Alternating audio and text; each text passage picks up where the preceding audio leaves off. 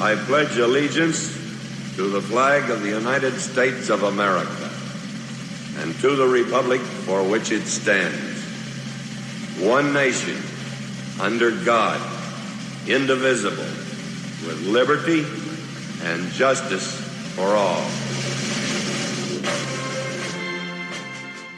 Welcome to the Vietnam Veterans News Podcast. News of interest about Vietnam veterans from a Vietnam veteran. Now, here's your host, Mac Payne.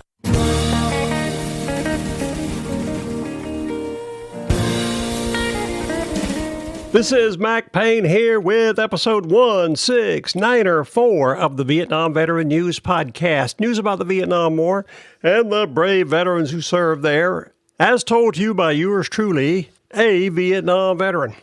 In this episode, I'm going to share some interesting news about Vietnam, a country near and dear to the heart of every Vietnam veteran, especially the southern regions of that country.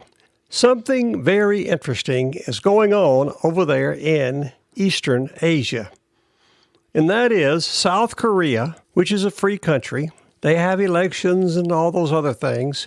They also have a booming economy. What that small country of South Korea has done is incredible. I cannot even count the number of different makes of cars they're sending over here, like Kia and several others. They make everything, computers, water coolers, you name it. They are an economic powerhouse. Remember, they are a free country. Guess what country they are buddying up with and becoming real strong partners, trade-wise? That is Vietnam. That's right, Vietnam and South Korea are becoming buddy-buddy in trade. Now, you would think if Vietnam was doing business with anybody up in that part of the country where Korea is, it would be with North Korea. They're fellow commie buddies. But apparently, they don't get along too well. Especially after 1996, when North Korea stiffed South Vietnam on a shipload of rice. They just didn't pay them. Vietnam has never gotten over that. They still don't like the North Koreans. You just don't do that over in Asia. Stiff their fellow Asians on a shipload of rice. One indication of how close the South Koreans and Vietnamese are coming is there is a growing interest in South Korea to learn the Vietnamese language. That tells you one thing. They're planning on doing more business with Vietnam in the future. I'm going to share a story with you that I noticed on the Diplomat website. You know, that's what I do all the time is go around through different websites looking for interesting stories related to Vietnam. And when I saw this on the Diplomat, I thought, now that grabs my interest. Vietnam, which is a communist country, is buddying up with South Korea, which is a non-communist country, right next to their North Korean neighbors who are communist. It seems like the commies would like to hang together. Unfortunately for the commies, communism is a bankrupt theory that does not work. If you don't like starvation, you probably aren't going to like communism. The story I saw on the Diplomat website that deals with this situation is titled, "More South Koreans Are Learning Vietnamese. Why?" ? Subtitle of the story is, "The Growing Interest in Vietnamese Reflects Booming Economic Ties." This story was provided by Tae-jun Kang, who is a correspondent and columnist for the Diplomat and is currently based in Southeast Asia. He used to work with the Financial Times in Seoul and Hong Kong. So Mr. Kang definitely knows what he's talking about in this story. That's another reason I'm sharing it with you. So without any further ado, let's take a look at it. Dateline, Seoul, South Korea. In a country where learning English and getting a good test score on it is essential for basically everything from seeking a job to getting promoted. An increasing number of people are flocking to learning a less familiar language, Vietnamese. The number of people in South Korea who took the Vietnamese oral proficiency interviews, a language proficiency test, jumped by 15% to about 800 from 2016 to 2017. A Vietnamese language course at Seoul-based online language school Siwan Schools saw a 4% increase in the number of students and an 11% increase in sales every month since November of 2016, when it first launched its Vietnamese learning course. The number of Vietnamese learners in South Korea is still not huge, but the fact that it is increasing is not a coincidence. That trend comes amid increasing ties between South Korea and Vietnam. South Korea's exports to Vietnam rose by 46.3% in 2017 alone. That's tremendous, and have more than doubled over the last 3 years. Vietnam is now expected to become South Korea's second largest export market by 2020. At the end of 2017, about 5,500 South Korean firms were up and running in Vietnam, while as of November 2016, a total of 5,656 foreign direct investments had been made by South Korean companies. This makes South Korea the biggest foreign investor in Vietnam, with total direct investment reaching a record high $7.4 billion through the first 11 months of last year. Vietnam's rapidly growing economy played an important role in that boom. According to the Asian Development Bank's latest Outlook report, Vietnam is expected to see 7.1% and 6.8% economic growth in 2018 and 2019, respectively. A recent dispute with China over the deployment of the U.S. Terminal High-Altitude Area Defense Missile Defense System is also said to be another motive for South Korean companies to turn their eyes to Vietnam. Korean companies have long built factories in Vietnam, but the THAAD dispute has made Vietnam more attractive as a production base and an export market, said Kim Il-san, a director at the Ho Chi Minh City branch of the Korea International Trade Association, during an interview with Bloomberg in early April.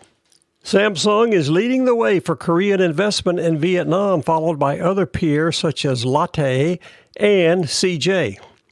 I hope I'm pronouncing Lotte right. It's spelled L-O-T-T-E. It may be Lot or Lottie. At this point, it's Moxnix. Samsung Electronics set foot in Vietnam in 2008 by building its first mobile phone plant in northern Vietnam. Since then, the company has constructed the second plant in Hanoi in 2013 and a TV-focused consumer electronics complex in Ho Chi Minh City in 2016. Samsung's investment played a pivotal role in Vietnam's economic development. Of Vietnam's total exports, 11% were led by Samsung's mobile phones in 2012, when Vietnam's exports were in the black. As of last year, the company employed about 160,000 local workers and had about 200 local partners. Ties between the two countries look set to deepen. South Korean President Moon Jae-in is looking to expand trade with Southeast Asia partners, and Vietnam is one of them. On a 4-day visit to Hanoi last month, Moon described the growing relationship with Vietnam as a win-win deal. During Moon's visit to Vietnam, the two countries signed a total of 6 memoranda of understanding. When private sector deals are included, the number goes up to 18 MOUs covering different sectors such as materials and vehicles, food processing, textiles and shoes, distribution, and logistics. Such efforts to increase ties with Vietnam are echoed by private sector participants.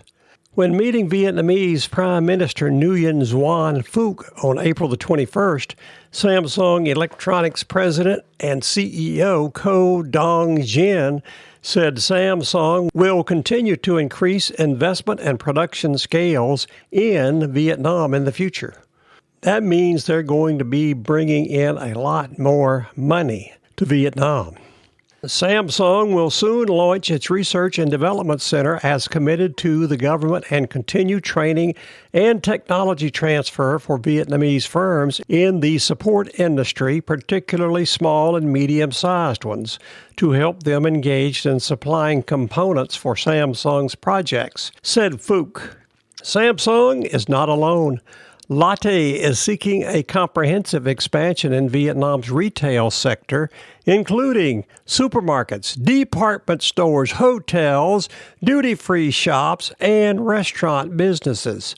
Lotte Mart, which operates 13 shops across Vietnam, plans to increase the number to 87 by 2020 while opening high-end hotels and apartments in major cities such as Ho Chi Minh City, which we all remember as being called Saigon. Small players have also turned their eyes to Vietnam. Seoul-based General Cooking and Food Company, Our Home, has recently begun to provide Vietnamese language courses to its employees ahead of its expansion to the country. At the end of 2017, only 4.9% of high school students in South Korea decided to take Vietnamese as a second language test for their university entrance exam, lagging behind Chinese and Japanese at 5.4% and 8.1% respectively. That might change soon. I'll guarantee it's going to change soon. With so much Korean investment in Vietnam, those Koreans will definitely be learning to speak Vietnamese. As you can see from this story, Vietnam and South Korea are developing tremendous economic connections. I think it's kind of ironic that a free country like South Korea is going in to big-time trade with a communist country like Vietnam.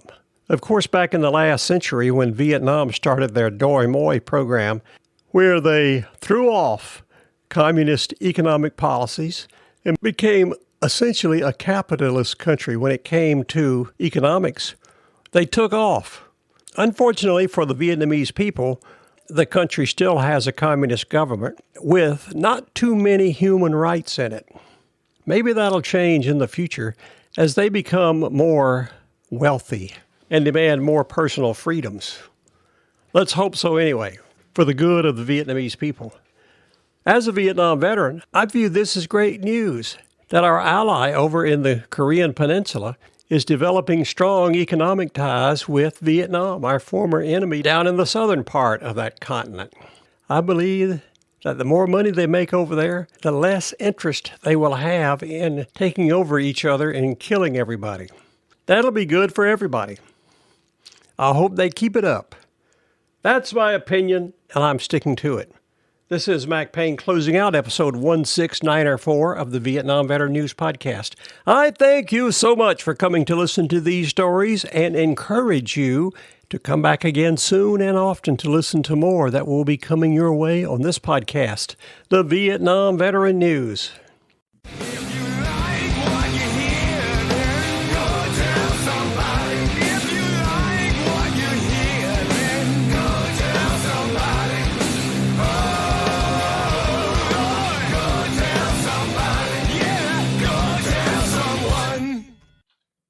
How about that? Ain't that a mess?